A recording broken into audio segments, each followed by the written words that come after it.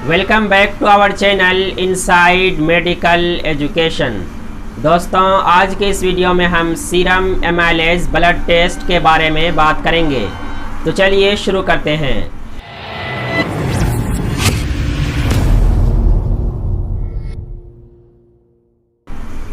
दोस्तों, सबसे पहले जानते हैं कि एमाइलेज क्या होता है और इसका हमारे बॉडी में स्टार्च के डाइजेशन में क्या रोल होता है।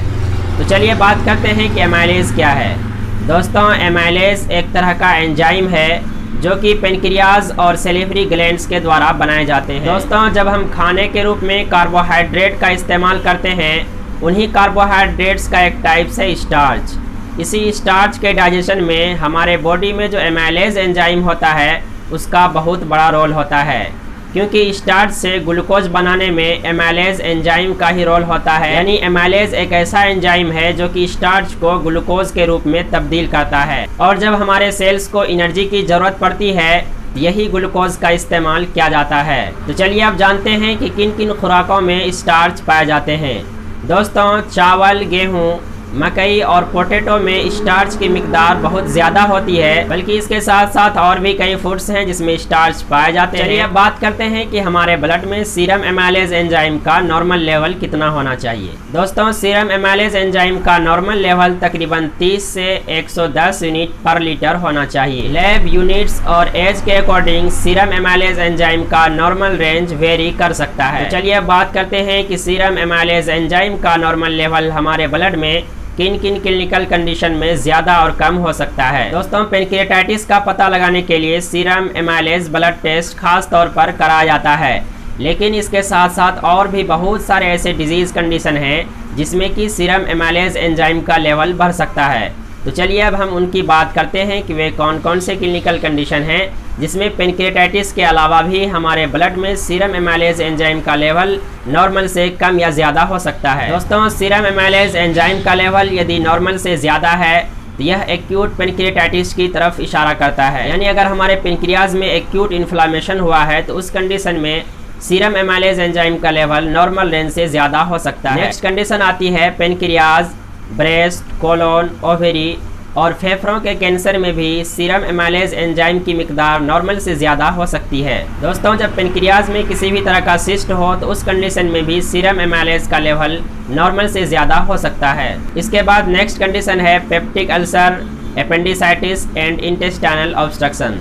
दोस्तों, इन तीनों कंडीशन में भी सीरम एमाइलेज एंजाइम का लेवल तकरीबन नॉर्मल रेंज से ज़्यादा हो सकता है। नेक्स्ट कंडीशन है एक्यूट कोलिसिस्टाइटिस। दोस्तों, जब गॉल ब्लैडर में अचानक स्वेलिंग हो जाती है तो उस कंडीशन में भी सीरम एमाइलेज एंजाइम का लेवल नॉर्मल से ज़्यादा हो सकता है। नेक्स्ट कंडीशन है रप्चर ऑफ एक्टोपिक प्रेगनेंसी।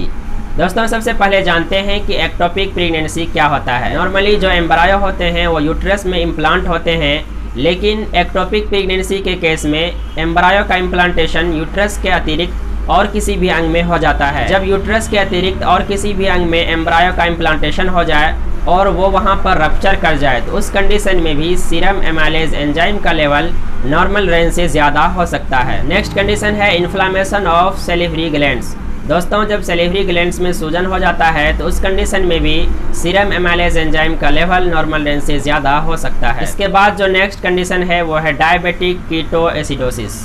दोस्तों, यह एक तरह का डायबिटीज़ का कॉम्प्लिकेशन है। जब डायबिटीज़ अनकंट्रोल हो जाता है और बहुत दिनों तक लगातार डायबिटीज़ की स्थिति बनी रहती है तो उस कंडीशन में जब हमारा इंसुलिन हार्मोन सही से वर्क नहीं करता है तो हमारी बॉडी एनर्जी प्रोडक्शन के लिए, एनर्जी प्राप्त करने के लिए फैट को तोड़ने लगते हैं। जब यह फैट ज़्यादा मात्रा में टूटने लगता है वह ज़्यादा मात्रा में कीटोन बॉडीज़ का निर्माण करने लगते हैं।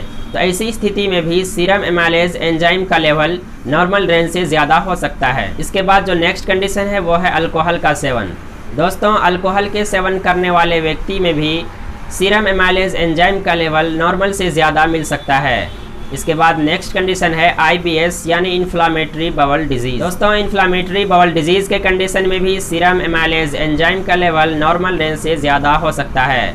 तो चलिए अब बात करते हैं कि वे कौन कौन से क्लिनिकल कंडीशन हैं जिसमें कि सीरम एमाइलेज एंजाइम का लेवल नॉर्मल रेंज से कम हो जाता है। दोस्तों, क्रोनिक पेनक्रियाटाइटिस, लीवर फेल्योर और सिस्टिक फाइब्रोसिस के केस में सीरम एमाइलेज एंजाइम का लेवल नॉर्मल रेंज से कम हो सकता है। दोस्तों, serum amylase enzyme blood test कराने के बाद आप किसी क्वालिफाइड हेल्थ केयर प्रोफेशनल से सलाह लें। उस दौरान आप जितनी भी मेडिसिन इस्तेमाल कर रहे हैं उन सारी मेडिसिन के बारे में आप अपने डॉक्टर को पूरी इंफॉर्मेशन दें कि हम इन सभी मेडिसिन का इस्तेमाल कर रहे हैं, ताकि डॉक्टर आपके टेस्ट को सही से इंटरप्रेट कर पाए। So friends, this is the video on serum amylase blood test. Hopefully this video will be helpful for you. Thank you for watching.